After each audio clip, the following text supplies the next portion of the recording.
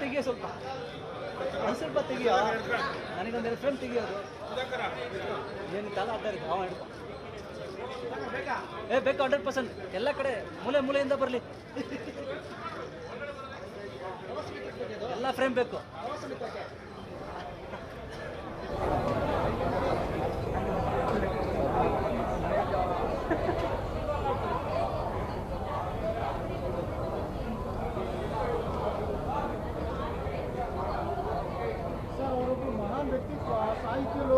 ನೀನು ಕೇಳಿದ್ರೆ ಹೊತ್ತಿಗೆ ಉತ್ತರ ಹೇಳಕ್ಕೆ ಬಂದಿರೋದು ನಾನು ಎಲ್ಲ this is not a press conference.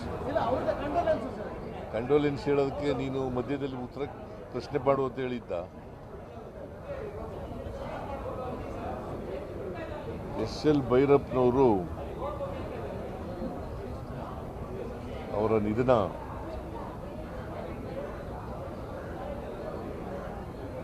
ಅವರ ನಿಧನದಿಂದ ಸಾರಸ್ವತ ಲೋಕ ಬಹಳ ಬಡವಾಗಿದೆ. ಅವರು ಸುಮಾರು 25 ಕಾದಂಬರಿಗಳನ್ನು ಬರೆದಿದ್ದರು. ಮೈಸೂರಿನಲ್ಲೇ ಹೆಚ್ಚು ಕಾಲ ಇದ್ದರು. ಓದಿದ್ದು ಮೈಸೂರಿನಲ್ಲೇ, ಹೈಸ್ಕೂಲಿಂದ MA ವರೆಗೆ ಮೈಸೂರಿನಲ್ಲೇ ಅವರು ವಿದ್ಯಾಭ್ಯಾಸ ಮಾಡಿರ್ತಕ್ಕಂಥದ್ದು. ಸೊ ಮೈಸೂರು ಅವರ ಕರ್ಮಸ್ಥಳ. ಅವರ ಕಾದಂಬರಿಗಳು 40 ಭಾಷೆಗಳಿಗೆ ತರ್ಜುಮೆಯಾಗಿದ್ದರು. ಬಹುಶಃ ಇಷ್ಟೊಂದು ಭಾಷೆಗಳಿಗೆ ತರ್ಜುಮೆ ಆಗಿರ್ತಕ್ಕಂಥ ಕಾದಂಬರಿಕಾರರು ಬಹುಶಃ ಭೈರಪ್ಪನವರು ಒಬ್ಬರೇ ಅಂತ ಅನಿಸುತ್ತೆ.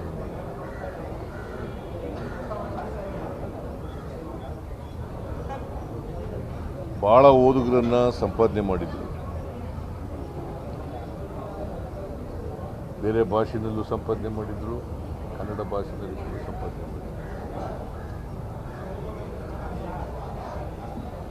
ಅವರು ಒಂದು ಸಣ್ಣ ಹಳ್ಳಿನಲ್ಲಿ ಹುಟ್ಟಿದ್ದರು.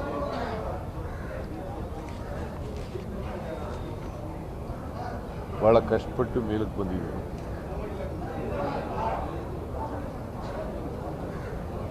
ಅವರ ಸಬ್ಜೆಕ್ಟು ಫಿಲಾಸಫಿ.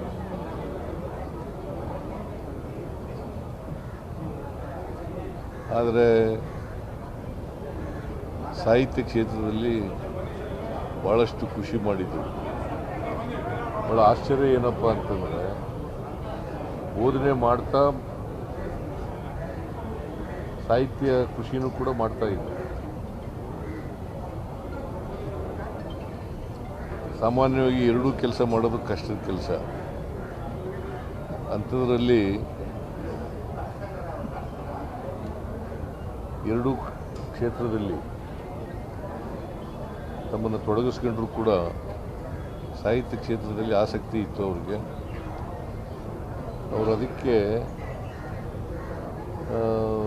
ಕಾದಂಬರಿಗಳನ್ನು ಬರೆಯೋದು ನನ್ನ ಆತ್ಮತೃಪ್ತಿಗೆ ಅಂತ ಹೇಳ್ತಾ ಇದ್ದರು.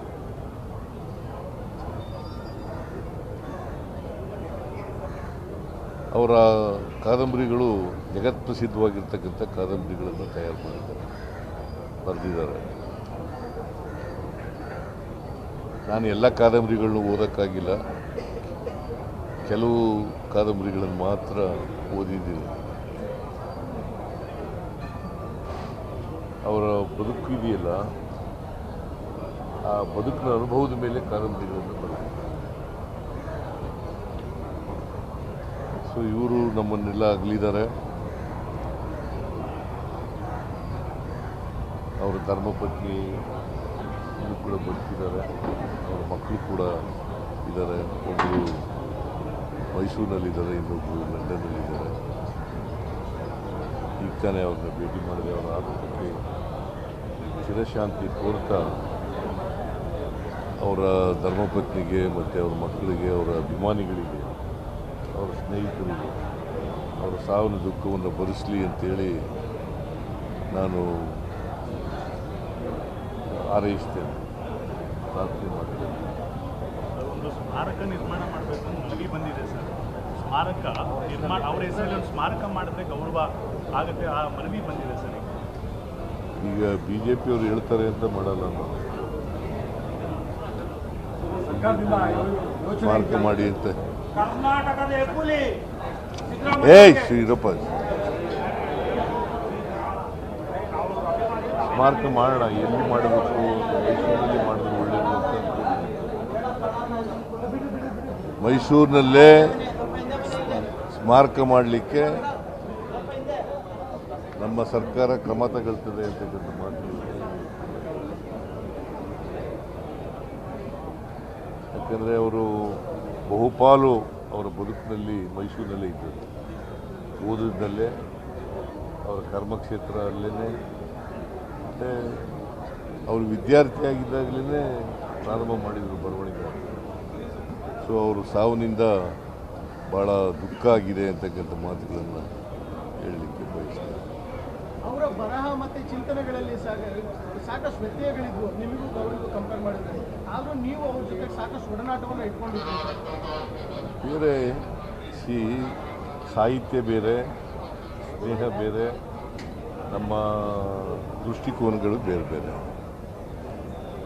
ಹಾಗಂತೇಳಿ ನಾನು ಅವ್ರ ದೃಷ್ಟಿಕೋನ, ಅವ್ರಿಗಿದ್ದದ್ದು ದೃಷ್ಟಿಕೋನ, ನನಗಿದ್ದ ದೃಷ್ಟಿಕೋನ ಒಂದೇ ಆರೋಗ್ಯ ಇರಬೇಕು ಅಂತೇಳಿ, ಹಾಗಂತೇಳಿ ಅವರ ಅಭಿಮಾನಿ ಆಗಬೇಕು ಅಂತ ಏನಿಲ್ಲ, ಅಭಿಮಾನಿ ಆಗಬಾರ್ದು ಅಂತೇನಿಲ್ಲ. ಇಲ್ಲ, ನಮ್ಮ ಡಿಸ್ಟ್ರಿಕ್ಟ್ ಇನ್ಚಾರ್ಜ್ ಮಿನಿಸ್ಟರ್ ಸರ್ಕಾರಿ ನಾನು ನಿನ್ನೆನೇ ಹೇಳಿದ್ದೆ,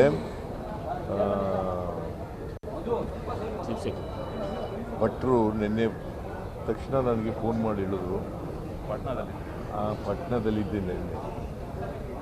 ಆಮೇಲೆ ನೆಕ್ಸ್ಟ್ ಭಟ್ರು, ವಿಶ್ವೇಶ್ವರ ಭಟ್ರು ಈ ಥರ ಭೈರಪ್ಪನವರು ಕಾಲವಾಗಿದ್ದಾರೆ ಅಂತ ಹೇಳಿದ್ರು. ಹೇಳಿದ ತಕ್ಷಣ ನಾನು ಅವರಿಗೆ ಪದ್ಮಭೂಷಣ ಪ್ರಶಸ್ತಿ ಸಿಕ್ಕಿತ್ತು, ಸರಸ್ವತಿ ಸಮ್ಮಾನ ಪ್ರಶಸ್ತಿ ಕೂಡ, ಅನೇಕ ಪ್ರಶಸ್ತಿಗಳು ಸಿಕ್ಕಿದ್ದವು. ಅದರಲ್ಲಿ ಭಾಳ ಮುಖ್ಯವಾದವು ಇವು ಪದ್ಮ ಪ್ರಶಸ್ತಿಗಳು, ಮತ್ತು ನಾಡೋಜ ಪ್ರಶಸ್ತಿ, ಸರಸ್ವತಿ ಸಮ್ಮಾನ ಪ್ರಶಸ್ತಿ, ಆಮೇಲೆ ರಾಜ್ಯೋತ್ಸವ ಪ್ರಶಸ್ತಿ, ಹೀಗೆ ಭಾಳ ಪ್ರಶಸ್ತಿಗಳು, ಪಂಪ ಪ್ರಶಸ್ತಿ, ಹೀಗೆ ಭಾಳ ಪ್ರಶಸ್ತಿಗಳೆಲ್ಲ ಸಿಕ್ಕಿದೆ. ಅವರು ಅದಕ್ಕೆ ಅರ್ಹರಾಗಿದ್ದರು ಅಂತಕ್ಕಂಥ ಮಾತುಗಳನ್ನು ಹೇಳಲಿಕ್ಕೆ ಬಯಸ್ತಾ ಇದ್ದೇನೆ. ಜ್ಞಾನಪೀಠ ಪ್ರಶಸ್ತಿ ಸಿಗಲಿಲ್ಲ ಅಂತಕ್ಕಂಥ ನೋವು ಅವ್ರಿಗೆ ಇರಬೇಕು. ಅವರು ಯಾವ ಪ್ರಶಸ್ತಿಗಳನ್ನು ಬಯಸ್ತಾ ಇರಲಿಲ್ಲ. ಬಟ್ ನನ್ನ ಪ್ರಕಾರ ಜ್ಞಾನಪೀಠ ಪ್ರಶಸ್ತಿ ಸಿಗಬೇಕಾಗಿತ್ತು.